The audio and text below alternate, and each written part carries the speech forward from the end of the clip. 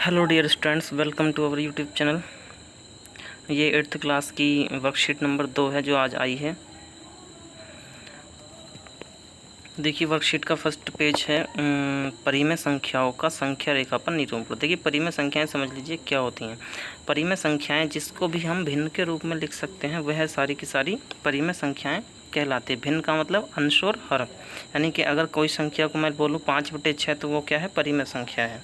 अब देखिए इसमें स्केल पर दिखाया गया है कि कुछ सेंटीमीटर्स के बीच में भी छोटी छोटी लाइनें खींची होती हैं जिनको हम मिलीमीटर बोलते हैं। तो किन्हीं भी 2 सेंटीमीटर के बीच में 10 लाइनें होती हैं।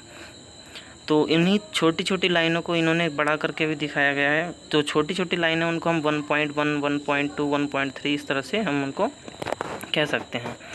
इसके बाद इन्होंने बताया है कि एक संख्या 1 और 2 के बीच में कुल 9 निशान होते हैं। इन संख्याओं को कैसे लिख सकते हैं? तो इन संख्याओं को कैसे लिख सकते हैं? जैसे 1 के बाद के जो निशान होंगे, पहले निशान को हम लिखेंगे 11/10।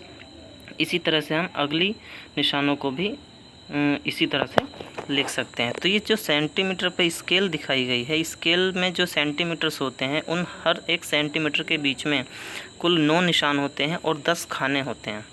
अगर हम बात करें तो 1 से 2 सेंटीमीटर के बीच का जितना भी स्पेस होता है उसको 10 बराबर भागों में बांटा जाता है। तो इनको हम जो है इस तरह से लिख सकते हैं।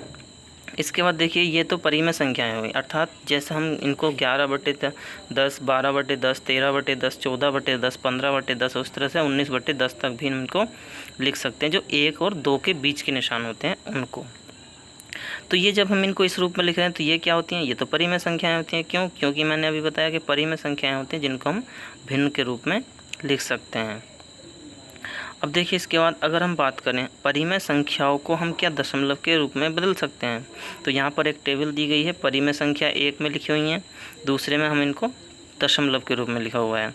क्यों? क्योंकि अगर हम इसे 10 से भाग करें तो क्या आएगा 1.1, अगले को 10 से भाग करें तो क्या आएगा 1.2, 1.3, 1.4, 1.5, 1.6, 1.8, 9 आगे आ गया 2 कैसा आ गया 20/10 बनेगा तो 2 आएगा।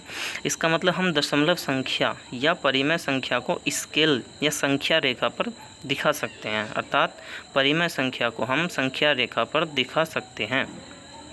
हम उपरोक्त संख्याओं में से संख्या 1.4 लेते हैं। अब जो स्केल होता है ना उसमें से 1 और 2 के बीच में जो लाइन खींची होती है छोटी छोटी, तो हमने 1 से स्टार्ट करते हुए और क्या ले लिया हमने, अब 1.4 ले लिया। तो देखिए 1.4 अगर हमने ले लिया तो उसमें हमने इसको अलग दिखा दिया 1.4 के रूप में।